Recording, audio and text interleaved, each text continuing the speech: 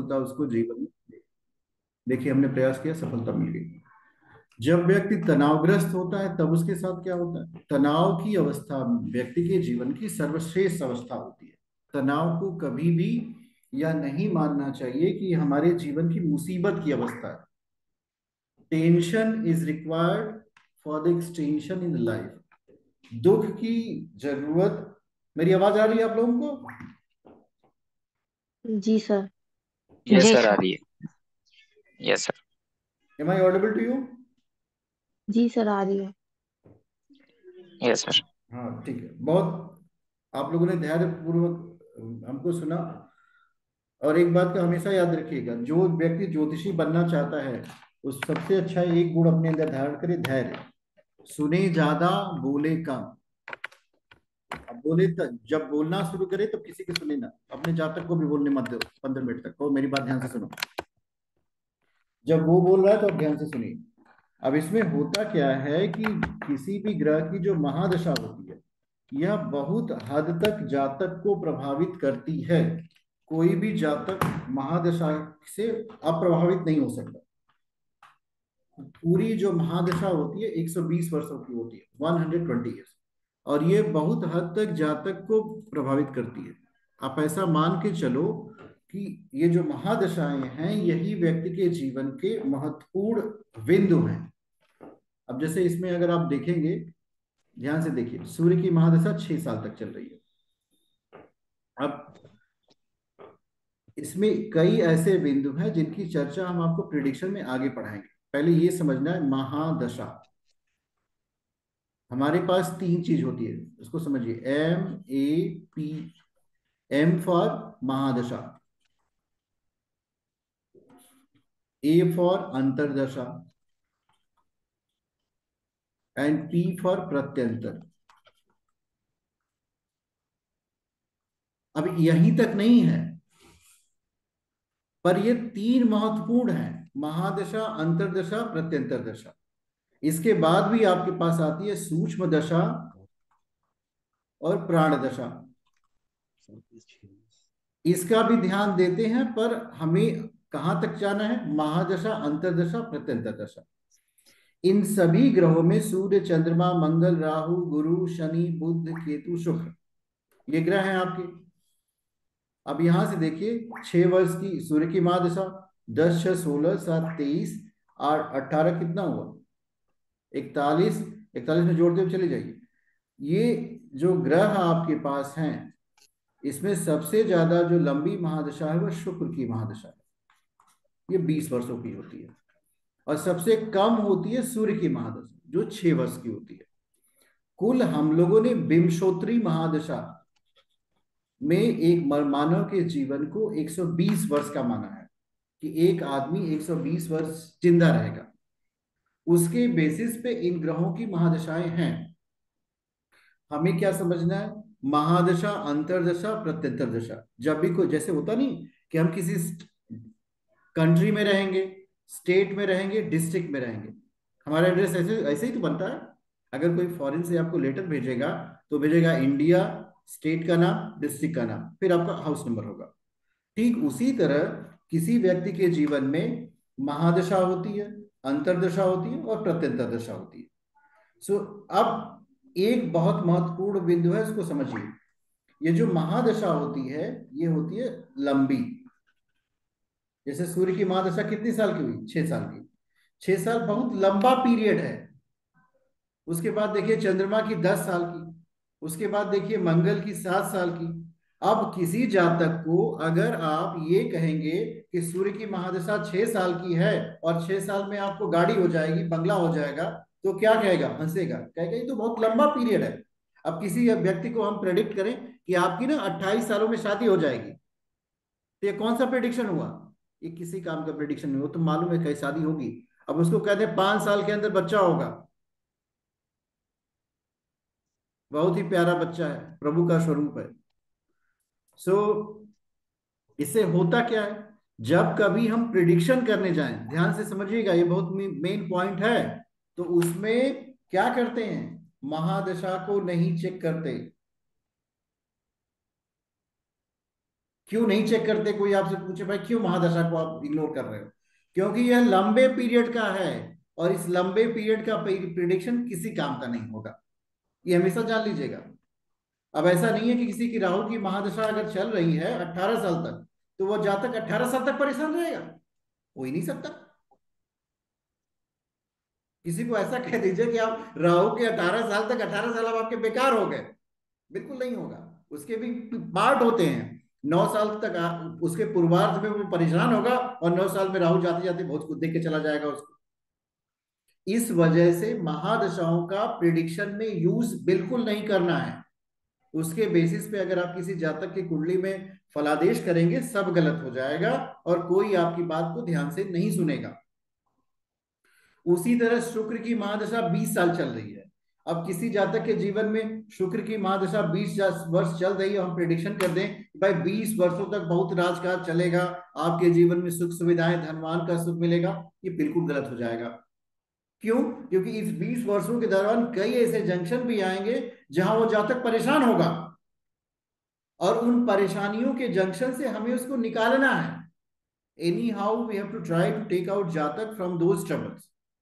और जब हम उस जातक को उस ट्रबल से निकालने में सक्षम नहीं हो पाते, वही हमारी समस्या है। अब देखिए हमको क्या करना है। हमें किसी भी ग्रह की पूरी महादशा को एक वे में नहीं बताना कि भाई पूरी महादशा है और इस दौरान आपके साथ यही होगा। न तो पूर्णतः से किसी कोई महादशा दुखदाई होती है, न सुखदाई होती है। दिमाग में रखिएगा इस बात को। कोई भी महादशा पूरा सुख नहीं देती, न पूरा दुख देती है। अब ये बात जरूर है कि एक है रा से राहु, के से केतु, और श से शनि, इनको मिलाएंगे तो क्या होगा? राकेश, इसको याद कर लीजिएगा। यही 3 ऐसे महादशाएं हैं जो जबरदस्त आदमी की कुटाई करती हैं। मतलब खूब, आप ऐसा समझ लो कि ये एक वॉशरमैन की तरह है।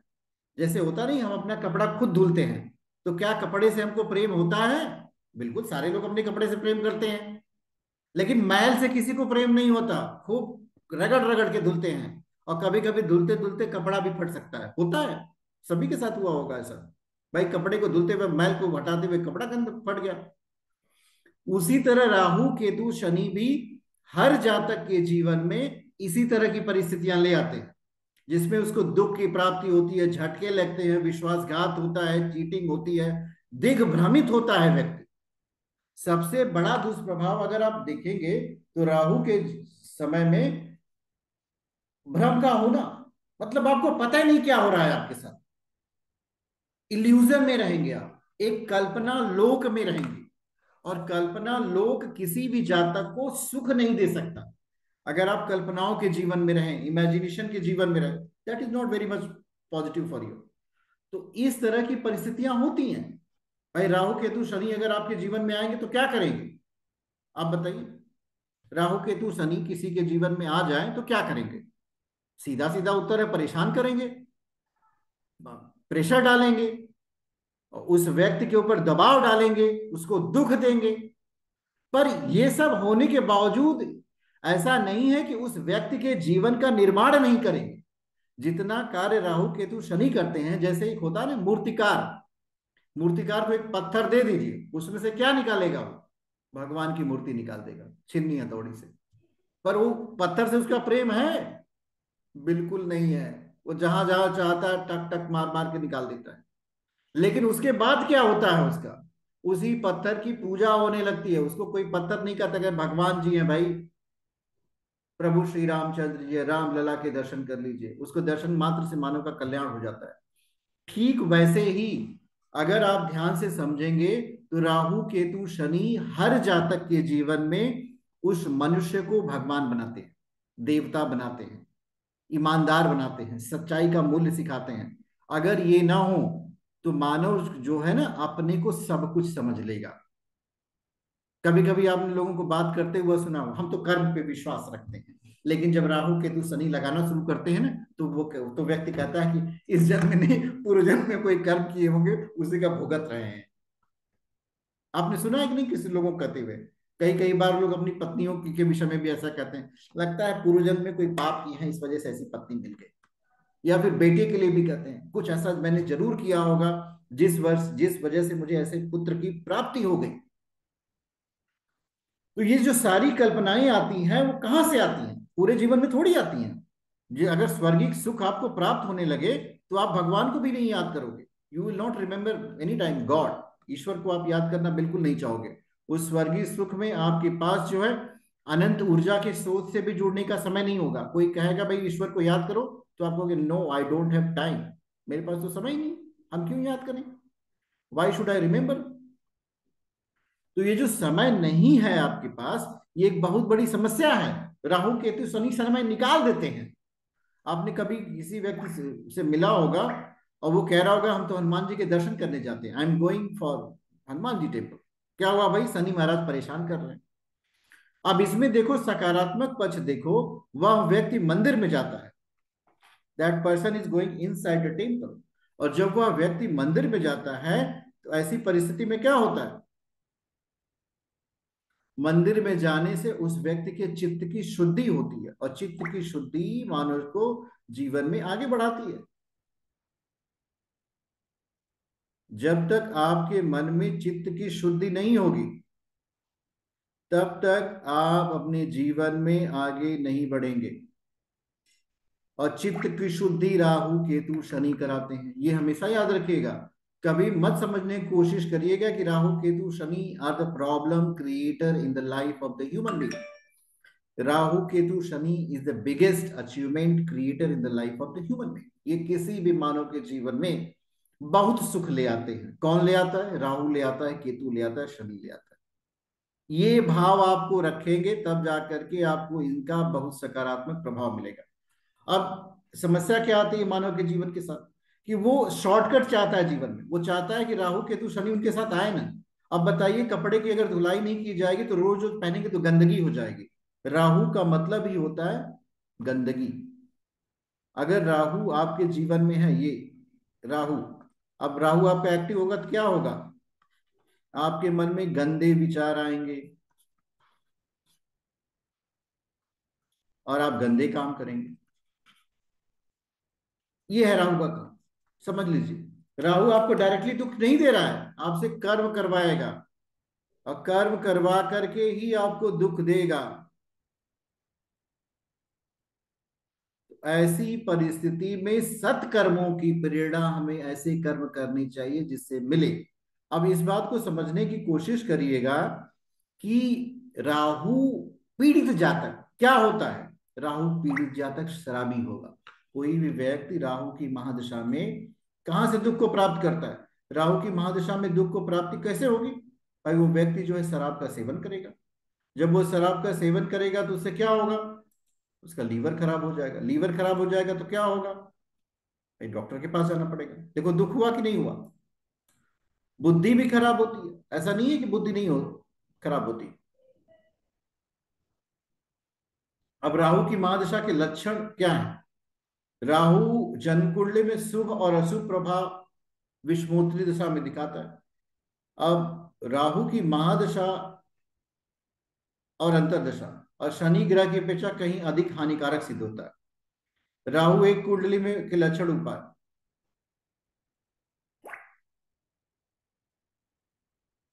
इस अवधि मनुष्य कम से कम एक बार किसी न किसी बड़ी बीमारी से ग्रस्त होगा। अब एक बात समझने की कोशिश करिए, राहु की सबसे बड़ी समस्या कि इसकी बीमारी का पता नहीं चलना।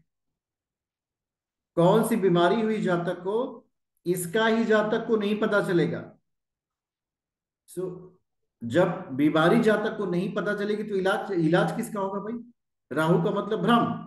अब राहु के पीरियड में आपको बीमारी ही नहीं पता चली, या फिर किसी किसी जातक को लंबे समय की बीमारी लग जाती है। लंबे समय की बीमारी से ऐसे समझिए कोई गहरी बीमारी लग गई। तंत्र मंत्र का प्रयोग भी राहु की महादशा में होता है जातक के ऊपर। आप लोग कभी कभी इस बात को समझने की कोशिश करिए कि आपके ऊपर एक नकारात्मक ऊर्जाओं का प्रयोग किसके पीरियड में होगा? राहु के पीरियड में। अब राहु किसी व्यक्ति का खराब है तो क्या होगा? अगर किसी जातक का राहु खराब है तो ऐसी परिस्थिति में जातक क्या करेगा? शराब का अधिक सेवन करने लग जाए, उसके अंदर जो ड्रिंकिंग की हैबिट्स होती है ना वो ज्यादा हो जाती है। द जातक स्टार्ट ड्रिंकिंग अ लॉट। जब कोई भी जातक शराब ज्यादा पिएगा तो उसकी बुद्धि तो भ्रमित हो जाएगी। दूसरी चीज, पराई स्त्री के चक्कर में आना, या फिर अपनी स्त्री के चक्कर में के अलावा, मतलब एक से अनेक स्त्रियों से संबंध हो जाते हैं। जातक नास्तिक हो जाता है, अपने धर्म में विश्वास नहीं रखता और अपने गुरु का अपमान करता है। He is not having any kind of faith with in his own religion, और वो अपने जो गुरु होते हैं उनका अपमान करता है, झूठ बोलता है, झूठ बोलेगा और कटु वाणी का प्रयोग करेगा। जो उसकी वाणी होगी बहुत कर्कश हो जाएगी। इसके बाद क्या होगा? हमेशा तामसिक भोजन में रुचि रखेगा और सिर में किसी न किसी प्रकार की चोट लगेगी। वाहन दुर्घटना, पुलिस केस होना, या फिर पत्नी से हमेशा झगड़ा होना। पत्नी से हमेशा झगड़ा होता है।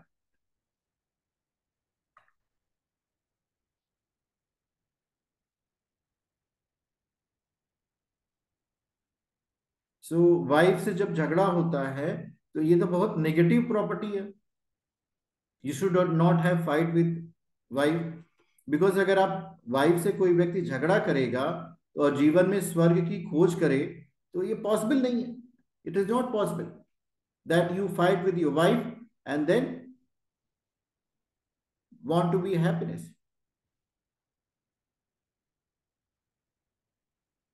सो इस तरह की चीजें जो है बहुत डिफिकल्ट होती है। और हमेशा तामसिक भोजन में रुचि रखना। अब देखिए, इसको ऐसे समझिए, ये जो हम आपको दुष्प्रभाव बता रहे हैं इसको अगर आप उलट देंगे, मैंने आपको बताया ना, राहु व्यक्ति के मन में गंदे विचार आता है। जो तामसिक भोजन होता है, भोजन भी तीन प्रकार के होते हैं, सतो रजो तमोगुणी। तो जो तमोगुणी भोजन होता है, ऐसा food which is not going to give you happiness, अगर आप ऐसे भोजन को ग्रहण करेंगे तब भी आपका राहु खराब होगा। जो मैलिफिक राहु होता है ये बहुत ज्यादा आपके दिमाग को खराब करता है। Your mind will become dirty.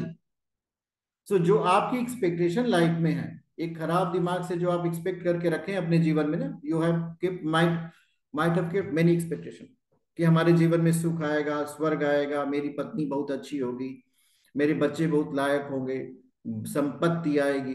तो ये सारी चीजें नहीं आती हैं। तमोगुण जो है व्यक्ति के जीवन में सुख आने की बाधा है। इसी वजह से सलाह दी जाती है कि आप नॉन वेज मत खाओ, मांसाहार मत करो, क्योंकि कहीं ना कहीं हो सकता है आपको जीवा में क्षणिक सुख मिले। भाई बिल्कुल मिलता है। जो मांसाहार कहते हैं वो कह ही नहीं सकते कि हमको बहुत अच्छा नहीं लग रहा है, हमें शौक नहीं है, हम प्रोटीन के लिए खा रहे हैं। निश्चित रूप से मान कर चलिए कि वो जीवा के आनंद के लिए खा रहा है, वो अपने पेट को, उदर की पूर्ति करने के लिए खा रहे हैं, और वो जो खा रहे हैं वो किसी न किसी जीव का मांस है। अब यह आपके अंदर जाएगा तो क्या करेगा? ये तमोगुण उत्पन्न करता है, मैलिफिक थॉट बनाता है, क्योंकि जैसा खाए अन्न वैसा रहे मन। If your food is not good you can not say that your thought will be good. So अपने फूड की बहुत संभाल करनी है। दूसरी चीज, अन्य प्रभाव देखिए। अब ये राहु के प्रभाव है, सिर में किसी प्रकार की चोट लगना, क्योंकि राहु का संबंध व्यक्ति के मस्तिष्क से है। अगर हम राहु केतु को पढ़ते हैं तो राहु व्यक्ति का एक ऐसा डेमोन है जिसके पास सिर्फ हेड है, नीचे वाला हिस्सा नहीं है, इसके नीचे का धड़ नहीं है, और केतु के पास सिर्फ धड़ है, हेड नहीं है। राहु जो है मैलिफिक है। विश्व में आप ऐसे समझिए कि ये पूरे ब्रह्मांड में सांसारिक प्रवृत्तियों का कारक है, और केतु आध्यात्मिक है। सो जीवन में डर का अनुभव होना, डर किसे आप समझिएगा, कभी कभी अननोन फियर होता है। आपको ऐसा नहीं फील हो रहा होगा, जिन लोगों की राहु की महादशा चलती है उनको होता है, सपने में डर जाएंगे, रात को नींद कम आएगी, और उनको हमेशा ये डर लगेगा कहीं मेरा बिजनेस डूब जाए, कहीं मेरा लवर जो पार्टनर है वो चला ना जाए, मतलब पूरा अविश्वास हो जाता है। और अविश्वास का मतलब समझिए, पत्नी को पति पे अविश्वास हो जाएगा कि इसका किसी से चक्कर है, और वाइफ को हस्बैंड पे हो जाएगा इसका किसी से चक्कर है।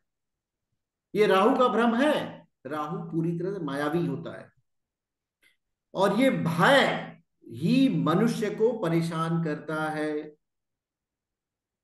भय से मुक्ति, राहु से मुक्ति मतलब भय से मुक्ति। अब भय से मुक्ति होगी आत्मज्ञान से, जब आपको आत्म का बोध होगा, तब राहु के भय से आपको मुक्ति मिल जाएगी। और एक बार आपको सेल्फ रियलाइजेशन हो जाए, राहु आपको कुछ नहीं कर सकता। राहु है रावण। आर्थिक नुकसान होता है, इकोनॉमिक हिंड्रेंस होगी आपकी लाइफ में, आर्थिक प्रगति रुकेगी, मानसिक तनाव में रहना। देखो एक चीज होती है मानसिक, मेंटल। सो हमारे जीवन में जो दुख होते हैं दैहिक, दैविक, भौतिक होते हैं। तो ये जो मन में दुख आता है ये बहुत पीड़ा देता है। सोचिए अगर आपको कोई व्यक्ति अप्रिय शब्द बोल दे, कितना बुरा लगता है आपको। उसको उसने आपको डंडे से बिल्कुल नहीं मारा, he has not done anything wrong to you. ऐसी परिस्थिति में आपको क्या करना है? राहु को कमजोर करिए। मुझे उम्मीद है आज की क्लास आप लोगों को पसंद आई होगी। अभी तो क्लास खत्म हो सकती है, पर मुझे एक एक व्यक्तियों से बात करनी है, इस वजह से आप लोग अपने अपने वीडियो को ऑन करो। मेरे पास बचते हैं कुल 1 मिनट 30 सेकंड। सो गैलरी कर देते हैं। टीना जी, आज की क्लास आपको समझ में आई? जी सर। प्रशांत जी, आप समझ पाए? Yes sir. कृति जी, आप समझ पाई? जी सर। योगेश जी, आपको समझ में आया? जी सर। Very good. और अजीत आर्य जी, आप समझ पाए? जी सर, बहुत ज्ञानपूर्वक है। हाँ बिल्कुल, और इसका वीडियो में हम अपलोड कर देंगे, एक बार पर जरूर देख लीजिएगा, घबराइए बिल्कुल मत। ज्योतिष की यात्रा बहुत अच्छे से चलेगी। नेत्रों को बंद करिए, गुरुदेव से प्रार्थना करेंगे जो हमने सीखा वो हमारे अंदर समन्वित हो जाए, पूरे विश्व का कल्याण हो। ओम द्यौ शांति अंतरिक्ष गम शांति, पृथ्वी शांतिराप शांति, औषधय शांति, वनस्पतय शांति, ब्रह्म शांति, सर्वगुण शांति। ओम शांति शांति शांति, सर्वारिष्ट सुशांतिर्भवतु। ओम विश्वानि देव सवितर्दुरितानि परासुव।